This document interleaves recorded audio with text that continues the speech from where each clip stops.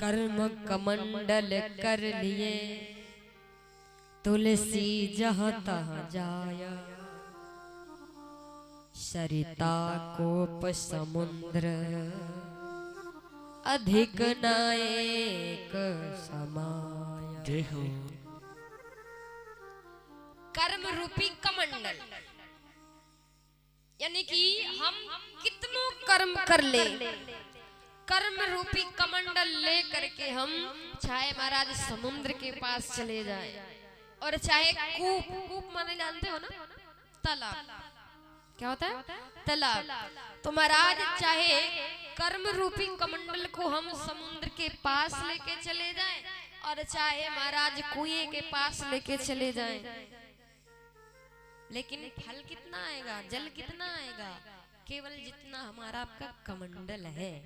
कहने का मतलब जितनी प्रभु की कृपा है, कितना भी कर्म कर ले, जब तक प्रभु की कृपा नहीं होगी तब तक हमारे आपके काम बनने वाले नहीं है और भाग्य से ज्यादा कभी भी हमको आपको मिलने वाला नहीं है।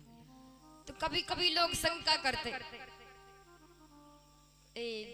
धर्म क्या है, कर्म क्या है, कभी कभी लोग कहते धर्म क्या है, कर्म क्या है। तो ये कर्म और धर्म अलग का विषय नहीं है, कर्म और धर्म ये अलग का विषय नहीं है।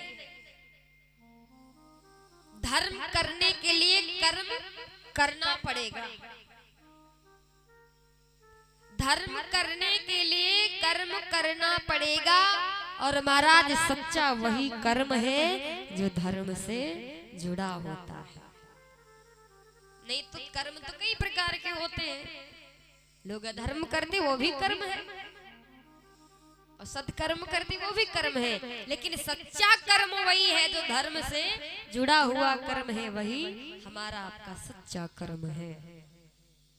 तो हम आप कर्म करने के लिए यहाँ आए हैं, कर्म करते रहे, फल की चाह ना करें। जब ठाकुर जी की इच्छा होगी, कृपा होगी तो हमको आपको कहने की जरूरत नहीं पड़ेगी। तो आप सभी भक्तों के ऊपर अति कृपा है ठाकुर जी की, क्योंकि कि यही सर आवत अति कठिनाई।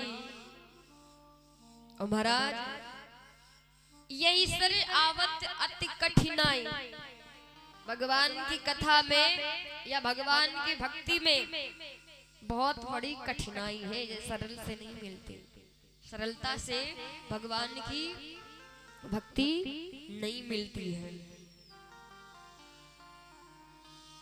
तो हम आप अगर भक्ति के मार्ग पे जा करके देखें, भगवान की भक्ति के मार्ग पे चल करके देखें, तो महाराज वो आनंद मिलता है कि जिसका हम आप खुद स्वयं बखान नहीं कर सकते।